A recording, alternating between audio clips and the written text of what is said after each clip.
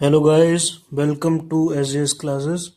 आज हम कवर करेंगे रबी और खरीफ क्रॉप्स के डिफरेंसेस के बारे में। बहुत ही कॉमनली पूछे जाने वाला ये क्वेश्चन है, तो शुरुआत करते हैं। सबसे पहला डिफरेंस, जो बेस है डिफरेंस का, वो आता है कि वो जो क्रॉप है वो किस ड्यूरेशन में, साल के किस समय में उसकी बुवाई हो रही है, यानी कि the duration in which it is सोन।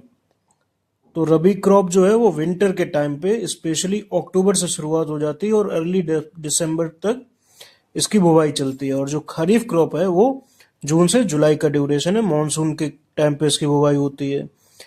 इसीलिए रबी क्रॉप को विंटर क्रॉप भी कहते हैं और खरीफ क्रॉप को मानसून क्रॉप भी कहते हैं। जो हार्वेस्टिंग होती है, कटाई होती है क्रॉप की, वो होती है बच्चों रबी की होती है समर में, यानी कि मार्च से लेकर के अप्रैल में।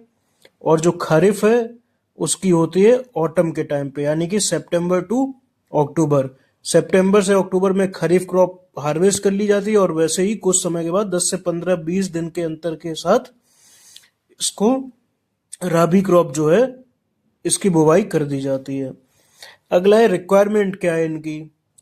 तो जैसा कि पता चल रहा है कि बुवाई हो रही है विंटर में रबी क्रॉप की, तो इसको कैसा क्लाइमेट चाहिए होगा? Cool climate. ठीक है, बहुत जितनी अच्छी सर्दी कही जाती है, जितनी अच्छी सर्दी होगी उतना ही अच्छा इसका क्रॉप प्रोडक्शन होगा। और जो खरीफ क्रॉप है इसको हॉट और ह्यूमिड क्लाइमेट चाहिए है ग्रोथ के लिए।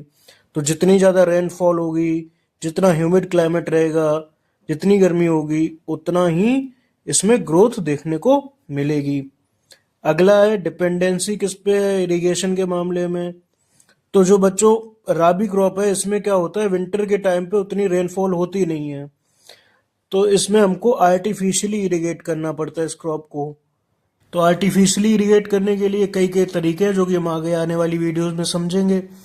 और जो खरीफ क्रॉप है बच्चों, वो डिपेंड करती है मेनली रेनफॉल पे, क्योंकि मानसून के टाइम पे प्लेंटी रेनफॉल होती है, जिन जगहों पे नहीं होती वहां पर इसको भी आर्टिफिशियली इरिगेशन करना पड़ता है। एग्जाम्पल्स कौन कौन से हैं? सबसे ज़्यादा आप देखिए कि ग्रो करने करी जाने वाली क्रॉप अपने देश में सबसे ज़्यादा जो रबी है वो कौन सी है? वीट है। समझ गए? उसके बाद बारले भी ग्रो की जाती है, ग्राम भी ग्रो किए जाते हैं, मस्टर्ड भी ग्रो की जाती है और पीस को भी ग्रो किया जाता है। और खरीफ क्रॉप में सबसे ज़्यादा किसको ग्रो करते हैं? राइस को। जो नॉर्दर्न इंडिया की बात कर रहा हूँ मैं बच्चों। राइस के बाद आता है मेज, कॉटन, ज्वार, बाजरा, सोयाबीन। समझ गए?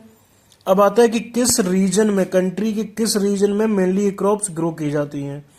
देखिए, सबसे पहले रबी और खरीफ दोनों ही जो क्रॉप्स हैं नॉर्दर्न इंडिया के और साउदर्न वेस्टर्न इंडिया के सभी पार्ट्स में ग्रो की जाती है। लेकिन जो मेजरली ग्रो होने वाला क्रॉप है वो जो नॉर्दर्न इंडिया में वो राबी है और जो साउदर्न और वेस्टर्न इंडिया में वो है खरीफ।